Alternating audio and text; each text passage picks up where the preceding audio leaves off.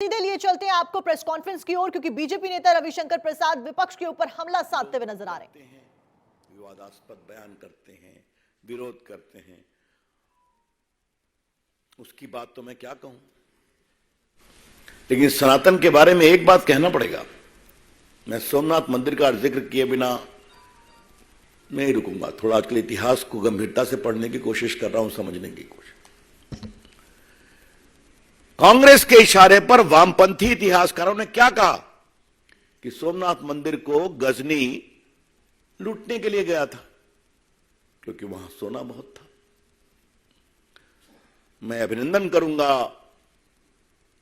विक्रम जी और अन्य कई युवा इतिहासकारों का, जिन्होंने एविडेंस के बिना पर यह साबित कर दिया कि मोहम्मद गजनी के जो इतिहासकार साथ चल रहे थे, उन्होंने कहा है कि ये तो बुत परस्ती को समाप्त करने के लिए आए थे।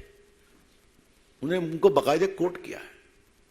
और जब वो अंदर गए तो पंडितों ने कहा 50,000 हिंदू मारे गए थे लड़ते हुए। तो पंडितों ने कहा कि आप ले जाइए, लेकिन हमारे महादेव को छोड़ दीजिए। कहा तुम्हारा पैसा लेने में नहीं आया हूं, हमें इसे तोड़ना है और गजनी की मंदिरों में बिछाना है। ये सारी बातें मोहम्मद गजनी के इतिहासकार ने लिखा है और सब कुछ छुपाया गया। और गर्व है सरदार पटेल, कन्हैयालाल मुंशी और स्वर्गीय राजेंद्र प्रसाद राष्ट्रपति पर, उन्होंने हिम्मत करके उस मंदिर को पुनरुत्थान करवाया। और राजेंद्र बाबू वहां गए नेहरू जी के विरोध के बावजूद। जरा सोनिया जी, ये भी अतीत आपको मुझे याद दिलाना जरूरी है। लेकिन सोनिया जी, एक बात आप ध्यान रखिए, उस समय हम छोटी पार्टी थे, अब हम बहुत बड़ी पार्टी हैं, हम देश पर शासन करते हैं। और हिंदुस्तान में सनातन प्रेमी, हिंदू आस्था के सम्मान करने वाले आज बड़ी संख्या बुलंदी से खड़े हैं। कुछ आप जवाब देंगे कि खामोश रहेंगे? जितना आप खामोश रहेंगे उतना ही देश को स्पष्ट होगा कि सनातन का विरोध आपके गठबंधन के एजेंडा का एक कॉमन मिनिमम प्रोग्राम है, सीएमपी।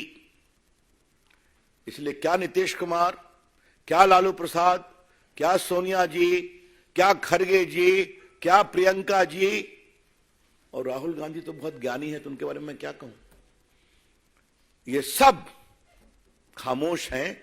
एक की हिम्मत नहीं है कि खुलकर बोले। अंतिम बात मुझे यही कहनी है कि कल शायद गठबंधन की बैठक है ना, बताया गया है, अखबारों में है। अब होगी कि नहीं वो मुझे पता नहीं है। तो द बीजेपी विल अर्ज this so called selfish opportunistic alliance to come with a categorical resolution that we completely dissociate ourselves, and this is not our agenda. ठीक है, धन्यवाद। अब आपके कोई प्रश्न हो तो बताइए।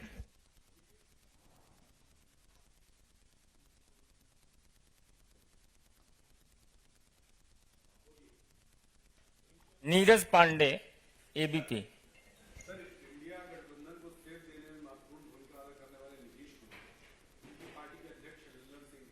अच्छा, पहले उसका बोलूंगा, अभी मैं इस पर, यह महत्वपूर्ण विषय है।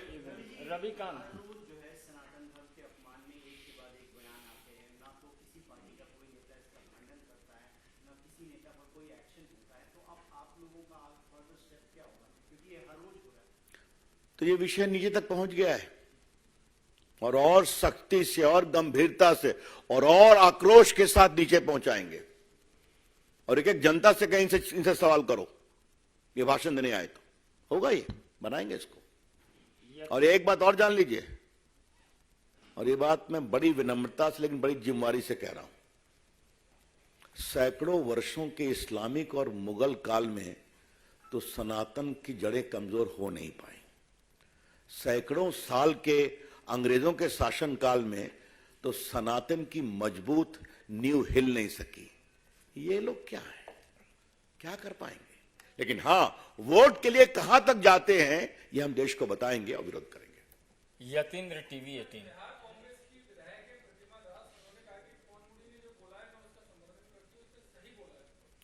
अब इसका जवाब आप बिहार कांग्रेस के प्रवक्ताओं से पूछिए, और बिहार में भाजपा की योग प्रवक्ताओं की टीम है। अच्छी बात है, चलने दीजिए कंपटीशन। कांग्रेस की वो विधायक है तो कांग्रेस के नेता जवाब देना। शैलेंद्र।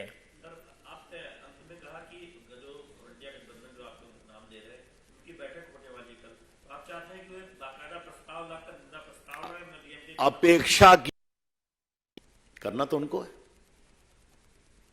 और अब तो हम बार बार कहेंगे घमंडिया गठबंधन घमंडिया स्वभाव से है और भारत को बदनाम करने की ठेकेदारी उन्होंने ले रखी है, ये तो स्पष्ट हो रहा है। भारत वही होगा जो हम सोचेंगे।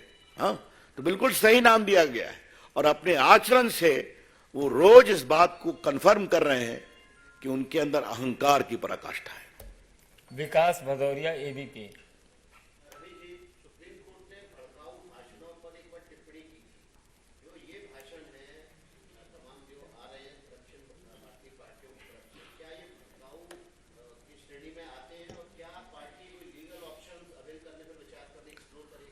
देखिए, एक कानून के जानकार के रूप में मुझे मेरी सीमाएं हैं, लेकिन एक कानून के छात्र के रूप में मेरा प्रामाणिकता से मानना है यह भड़काऊ भाषण है। सुप्रीम कोर्ट ने इस दिशा में कई मामलों में नोटिस लिया है। हम उम्मीद करते हैं कि इस मामले में एक समरूप दृष्टिकोण अपनाया जाएगा। यही तो सनातन का भी ईसेंस है ना। आमोद राय टीवी9।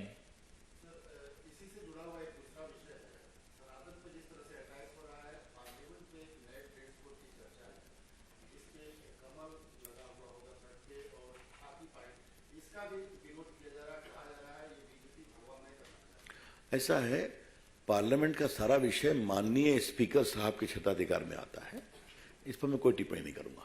विकास चंद्रा। सर, मेरा सवाल ये है कि पहले राम मंदिर के मुद्दे पर बीजेपी और संघ पर आरोप लगते थे, अब राम मंदिर में प्राण प्रतिष्ठा होने वाली है, तो क्या इस वजह से कि अब राम मंदिर पे आप लोगों को नहीं घेर पाते हैं, सनातन धर्म के शुरू हो गए हैं? अभी आप उनसे पूछिए ना।